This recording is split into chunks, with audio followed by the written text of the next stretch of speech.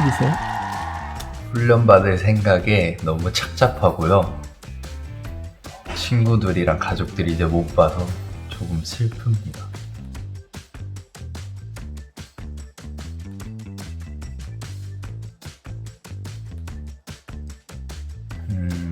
가서 몸 건강히 훈련 잘 받을 수 있도록 기도해 주시고,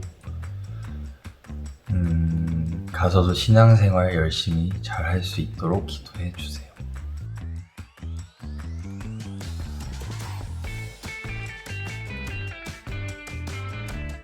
모두 코로나 조심하시고 몸 건강히 잘 지내세요.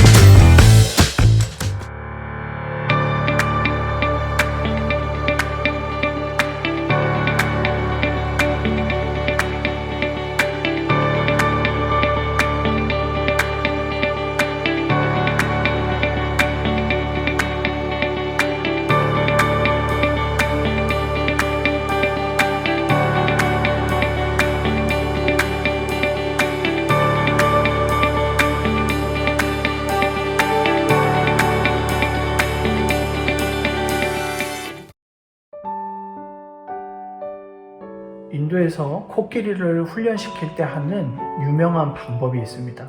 어릴 때부터 큰 나무에 쇠사슬을 묶어놓고 그 주변에 원을 그려서 넘어가지 않게 이제 훈련을 시킵니다. 그렇게 오랫동안 발이 묶인 채 있으면 그 코끼리는 쇠사슬을 풀어줘도 그 원을 그려놓은 선을 넘어갈 생각을 아예 하지 않습니다. 나이가 먹고 그리고 또 몸집이 커져도 그 원 안에서 살게 됩니다.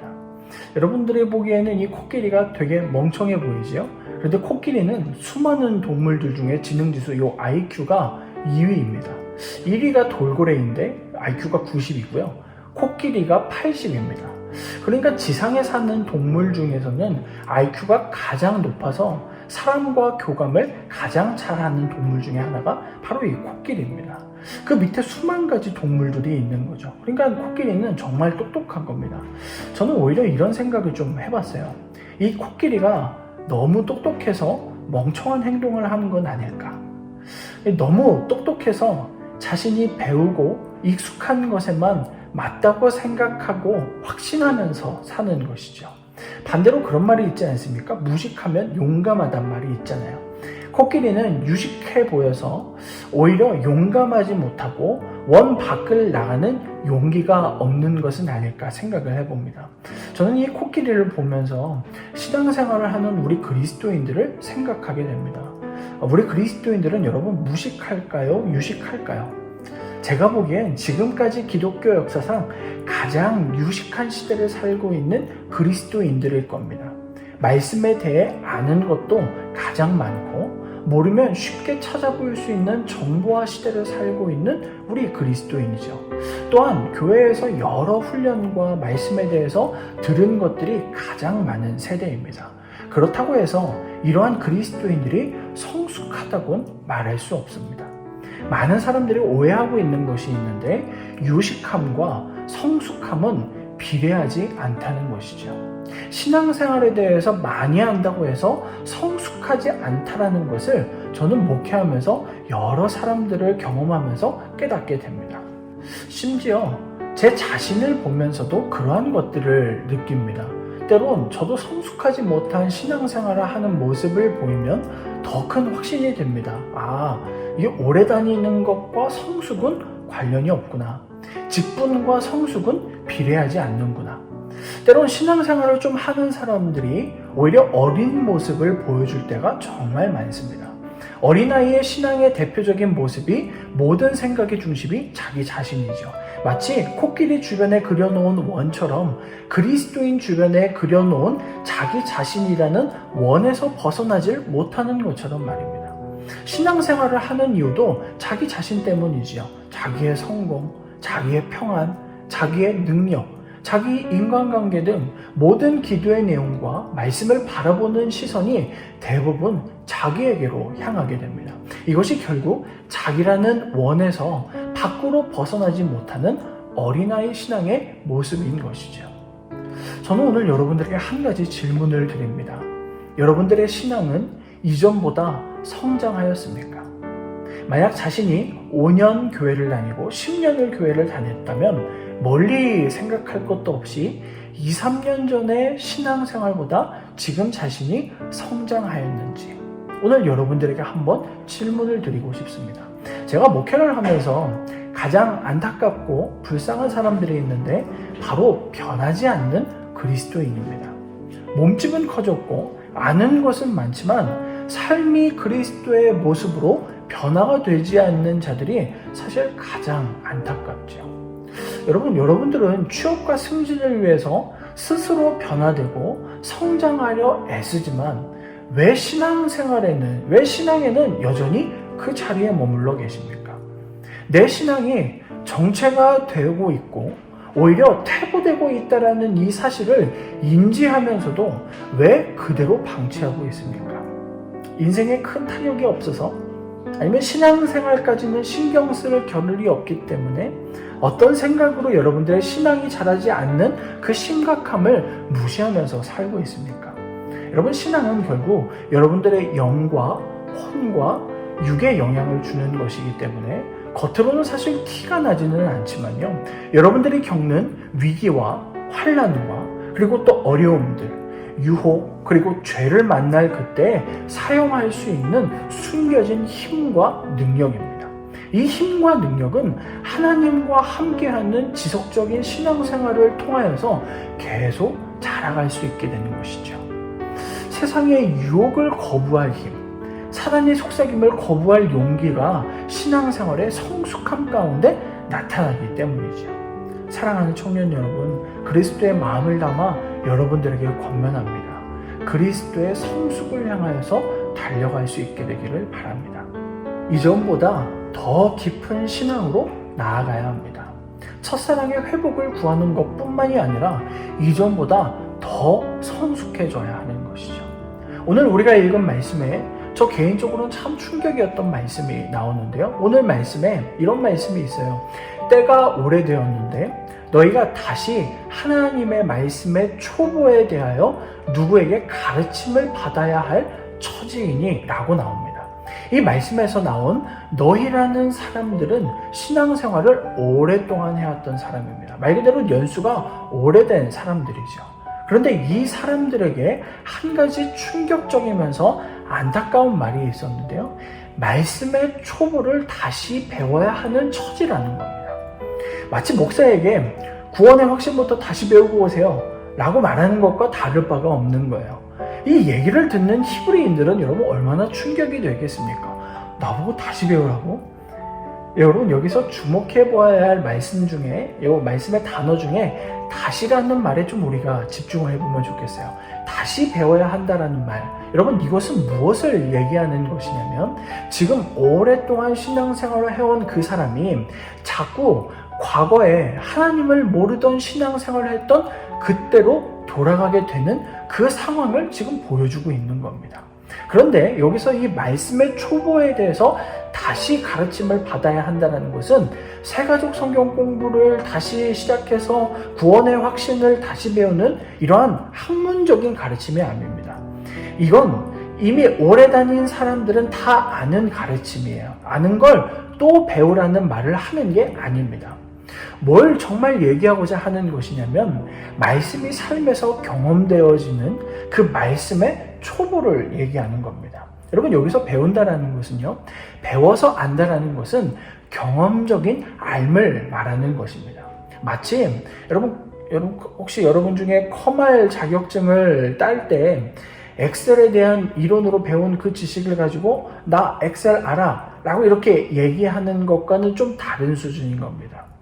여기서 안다라는 것은 직접 엑셀 프로그램을 열어서 거기에 글을 적어보고 서식을 넣어보고 프린트까지 해봐서 이 자기의 직장에서 할 수 있는 것들을 실질적으로 해본 것들, 그 알을 얘기하는 거죠. 그러니까 자격증과 같은 암과 성경에서 말하는 이 암과는 다른 것이에요. 실질적으로 경험하고 자기가 실질적으로 해봤던 것을 얘기하는 그 암을 말하는 것이죠. 말씀에 대해서 경험을 하는 사람이 진짜 말씀을 아는 사람이고 성장하는 사람이라는 것을 기억해야 됩니다. 말씀대로 용서를 해봤더니 용서받는 경험을 하는 것이죠. 말씀대로 헌신을 해봤더니 누군가가 살아나는 경험을 하는 것을 말하는 겁니다. 말씀대로 겸손해봤더니 겸손한 자에게 은혜를 베푸시는 경험을 하는 겁니다. 기도를 했더니 응답을 주시고 나에게 위로해 주시는 세밀한 음성을 듣는 경험을 말하는 것이죠. 이러한 경험적 아는 것, 이것이 우리의 신앙을 어린아이에서 성장한 사람으로 만들어주는 것이죠. 오늘 말씀에서 결국 말씀의 초보를 배운다는 것은 이 머리로 아는 것이 아니라 삶에서 실제로 말씀대로 움직여봐서 그 말씀이 실제구나. 말씀이 정말 내 삶 가운데 나타나는구나. 이 경험을 한다는 것을 말하는 것이죠. 많은 사람들이 이 말씀에 대한 경험을 말씀에 은혜 받는 것과 착각을 할 수 있습니다. 여러분, 경험과 은혜 받는 것은 분명히 다른 영역입니다. 말씀의 은혜를 받았다면 그 뒤에 경험을 하기 위해서 경험의 현장으로 뛰어드는 사람만이 경험을 하게 됩니다. 기도에 대한 은혜를 받았다면 기도의 현장으로 들어가야 기도의 응답을 경험을 하게 되는 것이죠. 우리가 말씀을 듣고 은혜를 받았다고 해서 말씀을 경험하는 것이라고 착각해서는 안 되는 겁니다. 여러분, 그래서 오늘 본문 말씀인 13절 말씀에 이렇게 어린아이의 신앙의 모습에 대해서 표현을 합니다. 뭐라고 말씀을 하냐면 젖을 먹는 자마다 어린아이니 의의 말씀을 경험하지 못한 자요. 말씀에 대한 경험을 하지 못한 사람은 여전히 어린아이의 신앙에서 벗어나지 못합니다. 반대로 말씀을 경험하는 자는 젖을 먹는 것을 떼고 성숙해지기 시작하는 것이죠. 여러분, 경험을 하지 못하고 머리로만 남게 되면서 신앙의 연수가 늘어나게 되면 소위 율법주의자로 빠지게 되는 일들이 너무나도 많습니다. 말씀에 대한 경험이 없다면요, 결국 내 안에 남는 것은 율법만 남게 되는 것이고, 율법만 아는 사람으로 남게 되면은 결국엔 내가 하는 얘기들이 나 교회 열심히 다녔다, 나 예배 빠지지 않았다, 이렇게 말을 하면서 여전히 율법주의자로 살아가게 되고 어린아이의 신앙으로 남게 되는 것이죠. 사랑하는 여러분, 말씀을 경험하십시오. 말씀을 경험하려면 말씀을 가까이 해야 합니다. 말씀을 읽고 묵상하는 일들이 있어야지 어린아이의 신앙에서 벗어날 수 있는 것이죠. 여러분, 우리가 청년부 안에서 올 한 해 표어를 말씀에 가까이 하는 이유는 다른 것이 없습니다. 우리의 신앙이 어린아이에서 벗어나 조금 더 성숙해지기 위함인 겁니다. 율법주의적인 신앙에서 벗어나기 위한 것이죠. 여러분, 요즘 예배 때 설교 말씀은 여러분들 잘 듣고 계십니까? 잘 듣고 있다면 정말 다행입니다. 그리고 또 여러분, 혹시 여러분들 개인적으로 말씀을 읽거나 묵상을 하고 필사하면서 스스로 여러분들 말씀을 찾아보고 있습니까? 여러분, 이러한 사람들은 오히려 말씀을 듣기만 하는 사람보다 더 성숙한 신앙의 사람이죠. 그렇다면 여러분들은 이 읽은 말씀과 묵상한 것, 필사한 것을 가지고 삶에 적용하여서 말씀에 대한 경험을 하고 있습니까? 삶에서 살아내기 위한 한 걸음 더 나아가고 있는지 여러분들에게 물어보고 싶습니다. 저는 이러한 사람들을 말씀을 묵상하고 그리고 그것을 삶에 적용하여서 말씀에 대한 경험을 하고 있는 그러한 사람들을 말씀을 소화해내는 사람이라고 말하고 싶습니다. 사실 말씀을 듣는 사람도 말씀을 소화하는 사람입니다. 그러나 그 소화는 내 안에서 소화가 되는 것으로 멈춰지게 되죠. 그러나 말씀을 읽고 쓰고 묵상하며 삶에 적용하여 움직여보려고 하는 사람은요, 자신만 소화시킨 게 아니라 세상을 소화시키는 사람입니다. 이웃을 소화시켜주는 사람이죠. 이 사람은 인간 소화제가 되는 것이라는 그런 생각을 해보게 됩니다. 사랑하는 여러분, 우리 청년 여러분 모두가 이 코로나 장기화로 인해서 여러분들을 만나지 못하다 보니 여러분들의 신앙이 건강한지 궁금하기도 하고 염려가 되는 부분도 있기는 합니다. 한 가지 여러분들에게 이 코로나 시기에 부탁을 드릴 것이 있는데, 이 말씀을 경험하고 이 어렵고 힘든 시기를 말씀을 통하여서 이겨낼 수 있게 되기를 바랍니다.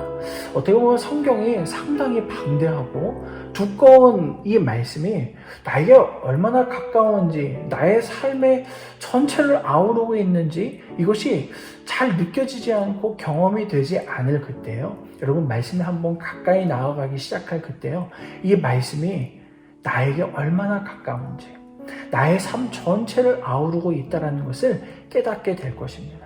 그 깨달으면서 이 어려운 시기들을 잘 이겨냈으면 좋겠습니다. 또한 오늘 시대 모임을 통하여서 여러분들의 삶에 실제적으로 이 말씀을 경험하기 위하여서 어떤 삶의 결단을 함께 할지 깊은 나눔을 하고 여러분들의 시드가 성숙한 시드원들이 모인 공동체가 되기를 주의 이름으로 축복합니다. 여러분 말씀에 가까이 하십시오. 그리고 말씀을 경험하십시오.